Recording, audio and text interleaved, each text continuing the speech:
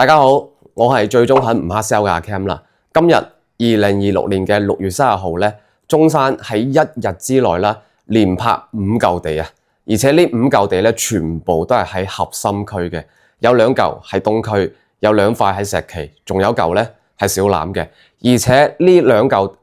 嚿地全部都係4代住宅用地嚟嘅。咁我哋而家咧分別去介紹翻啦。首先第一嚿，咁啊呢嚿地咧就係喺東區豪江西路嘅。咁啊可能啦，豪江西路咧，大家可能霎時間唔知道係喺邊度。咁我講翻個比較之有代表性嘅，就係東區嘅主幹道長江路。咁呢個豪江西路咧就喺呢個長江路嘅隔離啦。咁所以話呢一嚿地咧，其實係有一邊嘅位置啦，係會受到呢一個長江路主幹道啦，每日上落班高峰期嘅嗰啲車流量嘅噪音影響嘅。咁啊呢嚿地咧就係由中山市翠亨集團攞到呢塊地㗎啦。咁啊翠亨集團咧就係大家成日有聽到嘅中山翠亨新區啦，同埋咧馬鞍島負責開發呢一個片區嘅集團公司嚟嘅。咁啊跟住啦，呢塊地總佔地49畝。咁啊49畝嚟計咧，其實喺市區嚟講都算係一塊比較之大嚿嘅地㗎啦。成交嘅總價4.73億，咁啊平均落嚟嘅尺價咧就係每平方啦7200蚊嘅。咁啊以按照翻啦正常嘅市場規律啦，咁啊到時候嘅開盤價、開售價咧就係攞地價嘅2倍至到2.5倍去計嘅話，到時呢嚿地上邊嘅住宅開賣咧，大致上我認為嚇開盤價應該會喺18000蚊左右嘅。咁啊第二嚿地啦。同樣都係喺豪江西路嘅，只不過咧就係喺第一塊地嘅隔離嘅啫，係由中山城建啦去攞到呢塊地嘅。中山城建咧就係前幾排啦，中山最新嘅嗰個4代住宅城建綠城江山和明嘅嗰個發展商啦。咁啊簡單啲理解就係你喺中山市政府咧自己去攞到呢塊地啊，因為中山城建咧係中山市政府自己嘅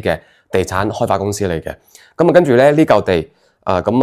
以4.35億成交，總佔地44畝嘅，平均嘅尺價咧就7300蚊。咁所以話啦，喺一個雙輪嘅位置咧，到時候喺呢個豪江西路呢度就會有2個新嘅4代住宅盤啦。我諗翻嘅話就係到時呢2個盤，如果佢哋嘅開盤時間係相近嘅話咧，呢2個盤咧都係一個直接嘅競爭對手嚟嘅啊，因為佢嗰個片區咧就得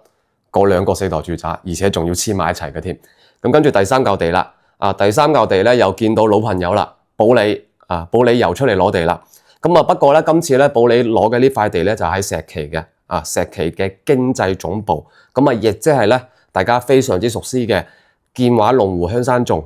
陰陽餘神嘅附近嘅，基本上呢幾個樓盤黐埋一齊㗎啦。成交嘅總價係2.91億。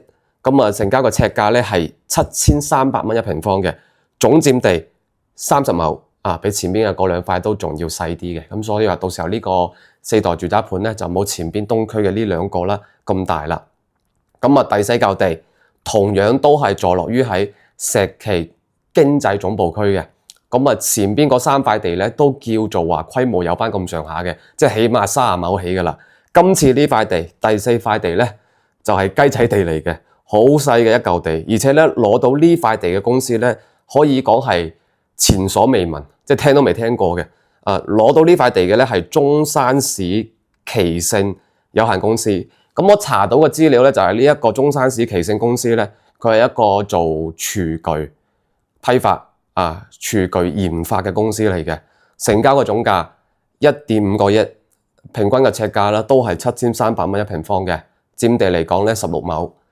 所以話呢一個佔地咧，到時候呢塊地上邊嘅4代住宅咧，就唔會話有太多座嘅住宅樓噶啦。規模嚟講咧，應該同舊年啦東區由谷城房產啦拍得嘅嗰塊4代住宅地應該係差唔多嘅。都係一個雞仔盤。不過主要咧睇翻佢到時賣幾多錢啦，因為你嗰個佔地細，即係你佔地細嘅盤咧就冇一個成型嘅花園嘅。多數嚟講咧就會俾人噴噶啦。一旦俾人噴咧，就基本上都會被逼降價嘅。所以話敬請期待呢一塊雞仔地會賣咩價。第5塊咧就喺小欖嘅。坐落於係啦小欖非常之出名嘅商業綜合體海港城嘅隔離。基本上黐埋一齊㗎啦。咁所以話海港城亦都係到時啦呢一塊4代住宅地嘅主要賣點嚟嘅，因為你落樓咧就係商場噶啦，成交個總價2.28個億，咁啊尺價嚟計嘅話咧就係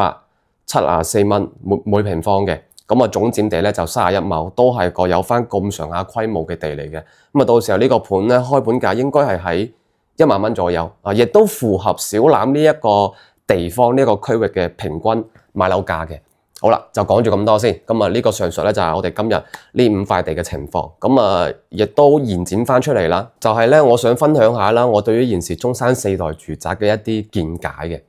嘅。包括咧前2期啦，我介紹緊中山24區置業介紹嘅嗰條片啦。其實咧，後邊嗰部分咧，其實我都有講到嘅，就係現時中山嘅4代住宅賣緊嘅價錢咧，你係唔可以用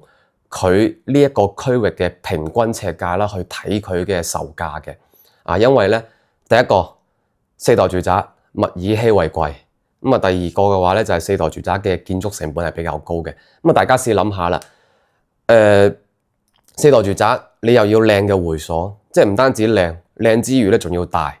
咁啊跟住嘅話咧又要一個靚嘅花園啦，跟住佢上邊嘅住宅樓咧又要起得疏喎，即係唔可以起咁多座嘅嗰個住宅樓。咁啊起到出嚟之後咧，又要兩梯兩伙喎，即係你嘅嗰個建築密度咧又要低，咁所以話其實咧佢個建築成本係比較高嘅。咁啊第3點嘅話咧就係我自己一啲個人嘅見解啦，就係唔知大家有冇聽聞過特別喺前2年啦就開始講嘅，就係話中國內地嘅住宅樓咧要用實用面積去計算價錢，就唔係話好似而家咁啦，以建築面積去計算價錢嘅。咁啊，我舉個例子啦，就好似而家中山南區咁。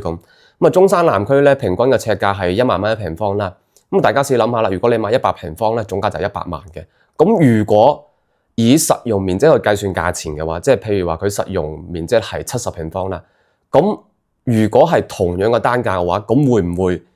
佢嘅總價係70萬咧？咁樣係咪變相發展商蝕咗30萬咧？跟住再變相樓價係降咗30萬咧，咁所以話咧，我覺得4代住宅咧，亦都係換個邏輯，偷換概念，變相咁樣啦去執行啦，用實用面積去計算價錢嘅一個產品嚟嘅。因為大家而家知道啦，每一個4代嘅住宅，佢嘅實用率普遍都係超過100%嘅。咁啊，即係話咧，你買幾多平方就係幾多實用面積嘅。咁啊，用呢個實用面積去乘翻呢一個單價，就係你最後嘅總價嘅。咁樣變相嚟講，成個中國14億人就唔使話，因為我營開嘅南區就係1萬平方嘅。咁你發展商又唔想蝕錢嘅，咁啊南區嘅平均尺價係咪要升到12,000蚊、13,000蚊一個平方咧？即係成個中國14億人又唔需要話去改變對於樓價正常市場價嘅嗰個概念之餘，我又可以啦做到以實用面積去計算價錢嘅呢一個要求，咁所以話咧4代住宅，我覺得除咗改善我哋日後啦每一個人嘅嗰個居住體驗感、居住幸福感之餘咧，亦都可以實行到啦呢一個用實用面積去計算價錢嘅呢一個邏輯思維嘅。咁啊，然後啦就係中山4代住宅，咁啊我唔知大家點樣諗，反正咧我已經睇過好多個城市嘅4代住宅啦，廣州啦。隔離嘅珠海啦、佛山啦，對比翻呢幾個城市，我希望我後續嘅影片可以出翻條啦，我走訪唔同城市，去實地同大家去介紹翻其他城市同埋中山4代住宅嘅差異。反正我睇完一輪之後咧，我覺得中山嘅4代住宅係做得幾唔錯嘅。你諗下啦，無論你買大定係買細，即係你細到去110幾平方，中山嘅4代住宅而家賣緊嘅嗰4個最細則嘅110幾平方都可以幫你做到兩梯兩伙，門口咧有個超大嘅入戶空間，有個超大嘅入戶花園送俾你。即係你睇翻隔離嘅珠海嗰啲，第一個細面積好難做到兩梯兩伙俾你，基本上係兩梯幾伙嘅，同埋傳統我哋而家見緊嘅呢啲舊規嘅3.0住宅咧都係一樣嘅，兩梯4啦、兩梯5、兩梯3啦咁樣嘅。咁所以話喺呢個密度上邊已經贏咗啦，兼且上，因為你做兩梯3、兩梯4、兩梯5咧，你出邊門口嘅嗰個公共嘅走廊位置，嗰個入戶花園嘅位置咧，你係要共享嘅，就唔似而家中山嗰啲四代住宅咁樣呢？因為佢兩梯兩貨，所以話呢個日湖花園就係我嘅。